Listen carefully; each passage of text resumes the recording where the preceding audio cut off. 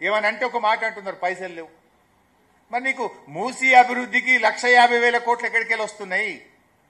Future city అభివృద్ధికి 1,50,000 కోట్లు ఎక్కడికెళ్ళి వస్తున్నాయి? మూసీకి పర్సంటేజీలు కమిషన్లు వచ్చేదానికి మాత్రం డబ్బులుంటాయి. మూసీ అభివృద్ధికి డబ్బులుంటాయి, ఫ్యూచర్ సిటీకి డబ్బులుంటాయి. పేదవాడికి మహిళలకు మహాలక్ష్మి ఇవ్వమంటే చేత కాదు. అవ్వాతాతలకు 4,000 పెన్షన్ ఇవ్వమంటే పైసలు లేవంటావు. రైతు బంధు ఇవ్వమంటే డబ్బులు లేవంటావు. బోనస్ ఇవ్వమంటే డబ్బులు లేవంటావు. వికలాంగుల పెన్షన్ పెంచుతానిచ్చిన హామీ అమలు చేయమంటే డబ్బులు లేవంటావు. ఫీజు రియంబర్స్మెంట్ ఇవ్వమంటే డబ్బులు లేవంటావు. కానీ 1,50,000 కోట్లు మూసీకి వస్తాయి. ఊరు లేదు, ఇల్లు లేదు, వాడ లేదు. 5,000 కోట్లతో ఫ్యూచర్ సిటీకి 6 లైన్ల రహదారేసి నీ అనుయాయులకు కాంట్రాక్టులు కట్టబెడతావు. What is your priority? BRS నేను చెప్తలేను. బీజేపీ ఎంపీ రఘునందన్ రావు గారు పార్లమెంట్లో క్వశ్చన్ అడిగితే పార్లమెంట్లోనే కేంద్ర ప్రభుత్వమే సమాధానం చెప్పింది. బీఆర్ఎస్ హయాంలో చేసిన అప్పులు 2,80,000 కోట్లు మాత్రమే. 2,80,000 కోట్లు మాత్రమే. అరే మేము 2,80,000 కోట్లు చేస్తే మిషన్ భగీరథ చేసినాం, మిషన్ కాకతీయ చేసినాం, ప్రాజెక్టులు కట్టినాం, కాళేశ్వరం కట్టినాం, చెరువులు కట్టినాం, ఈ రాష్ట్రాన్ని అభివృద్ధి చేసినాం. 10 ఏళ్లలో మేము చేసింది 2,80,000. కానీ నువ్వు 2 ఏళ్లలోనే 2,08,000 చేసినావు కదా రేవంత్ రెడ్డి. 2 సంవత్సరాల్లో 2,08,000 చేసినావు. ఏం చేసినావు? ఒక చెరువు కట్టినావా? ఒక చెక్ డ్యామ్ కట్టినావా? ఒక రిజర్వాయర్ కట్టినావా? ఒక రోడ్ వేసినావా? నువ్వు చేసింది ఏందో చెప్పు. 2,08,000లో ఢిల్లీకి మూటలు మోసుడు తప్ప, కమిషన్లు దొబ్బుడు తప్ప నువ్వు చేసింది ఏందో ఉంటే ఒక్కటి చెప్పు. 2,08,000 కోట్లు చేసినావు 2 ఏళ్లలో. మేము 10 సంవత్సరాల్లో 2,80,000 బీఆర్ఎస్ అప్పని నేను చెప్పట్లేదు. బీజేపీ ఎంపీ రఘునందన్ రావు గారు అడిగితే పార్లమెంట్లో కేంద్ర ప్రభుత్వం సమాధానం చెప్పింది. ఇది కదా ఈరోజు జరుగుతున్నది. సో ఫైనల్గా నేను జూబ్లీహిల్స్ ఓటర్స్తో ఒకటే కోరుతా ఉన్నా, మీరు ఓటర్స్ కాదు, న్యాయ నిర్ణేతలు. ఈ 2 ఏళ్ల అరాచక పాలన మీద, ఈ 6 గ్యారంటీల మీద ఈరోజు మీరు తీర్పు ఇవ్వండి. వాళ్ళు పెట్టే బ్లాక్మెయిల్లకు, ప్రలోభాలను తిప్పికొట్టాలని జూబ్లీహిల్స్ ఓటర్స్ను విజ్ఞప్తి చేస్తా ఉన్నా. విద్యావంతులు, విజ్ఞానవంతులు, చదువుకున్న వాళ్ళు తప్పకుండా ఓటింగ్లో పాల్గొనండి. పోలింగ్ పర్సంటేజ్ పెంచడానికి ప్రయత్నం చేయండి. ఆత్మసాక్షిగా ఓటేయండి. ఇలా 6 గ్యారంటీలు రాష్ట్రంలో కొంతమంది ఏ టీం బి టీంలో చర్చ పెడుతున్నారు. 2 టీములున్నాయి బై స్టేట్లో. దాంట్లో పెద్ద చర్చ ఏం లేదు. 2 టీములు.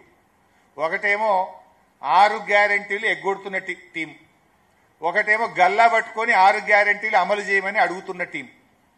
BJP silent, there is no team. BJP దేని మీద మాట్లాడతలేదు. ఈ రాష్ట్రంలో అరాచకాల మీద మాట్లాడదు, రాష్ట్ర అభివృద్ధి గురించి మాట్లాడదు. ఈరోజు 2 టీంల మధ్యనే పోటీ. 6 గ్యారంటీలు ఎగ్గొడుతున్న టీం ఒకటైతే, 6 గ్యారంటీలు అమలు చేయమని గల్లా పట్టుకొని పోరాడుతున్న టీం ఒక టీం. 2 టీంల మధ్య జరిగే ఎన్నికల్లో 6 గ్యారంటీలు అమలు కావాలంటే మాగంటి సునీతమ్మ గారిని కారు గుర్తు మీద ఓటేసి గెలిపించండి. 6 గ్యారంటీలు ఎగ్గొట్టిన వాళ్లకు మీరు ఓటేస్తే, మేము గ్యారంటీలు ఇయ్యకుండా తులం బంగారం ఇయ్యమని తేల్చి చెప్పినా మాకే ఓటేసింది, ఇక ఇచ్చేదే లేదు అంటారు. కాంగ్రెస్ మెడలు వంచాలంటే ఇవాళ మీరు కాంగ్రెస్ను గుణపాఠం చెప్పండి. జూబ్లీహిల్స్ ఎన్నికల వల్ల కాంగ్రెస్ ప్రభుత్వం ఏం పడిపోదు, బీఆర్ఎస్ ప్రభుత్వం అధికారంలోకి రాదు. కానీ వాళ్ళ కనునిప్పు కలుగుతుంది, వాళ్ళ అరాచకాలకు అడ్డుకట్టబడుతుంది. 6 గ్యారంటీల అమలుకు మీరు దోహదం చేసిన వాళ్ళు అవుతారు. కనుక ఖచ్చితంగా ఈ జూబ్లీహిల్స్లో కాంగ్రెస్ను ఓడించండి. ఈ అరాచక కాంగ్రెస్కు మీ ఓటుతో గుణపాఠం చెప్పి ఈ రాష్ట్ర ప్రగతికి మీరు దోహదం చేయాలని చెప్పి కోరుతా ఉన్నా. ఇవాళ రియల్ ఎస్టేట్ పడిపోయి ప్రజలు ఇబ్బందుల్లో ఉన్నారు, వ్యాపారస్తులు ఇబ్బందుల్లో ఉన్నారు, అన్ని వర్గాలు ఇబ్బందుల్లో ఉన్నారు. అట్లీస్ట్ ఇక్కడ గుణపాఠం జరిగితే వాళ్ళకి కన్నిప్పు జరుగుతుంది, రివ్యూ జరుగుతుంది, ప్రజలకు మేలు జరుగుతుంది అనేటువంటిదే బీఆర్ఎస్ యొక్క ఆశ. అందువల్ల మీరు లేదంటే మీరు ఒక్కటే ఆలోచించండి. By chance undoubtedly BRS is winning this election. మాకు ఏ survey, you take any survey, all the surveys are saying BRS is winning. ప్రజల మూడు అదే ఉంది. మేము ప్రజలకు దగ్గరికి ప్రచారానికి వెళ్తే కూడా మాకు వాళ్ళు ప్రజలు తమ్ము చూపిస్తున్నారు. వీఆర్ విత్ యూ అని చెప్తున్నారు. కొంతమంది ప్రజలు అన్న వీడియో వద్దే, వీళ్ళు ఆ వీడియో చూసి మళ్ళీ ఈ గుండాగాళ్ళు రాత్రి ఇంటికి వస్తున్నారు, మేము మీకే వేస్తున్నాం, జర ఫోటో తీయకుండి వీడియో తీయకుండి అంటున్నారు. ఈ రోజు ఆ పరిస్థితి వచ్చింది జూబ్లీహిల్స్లో.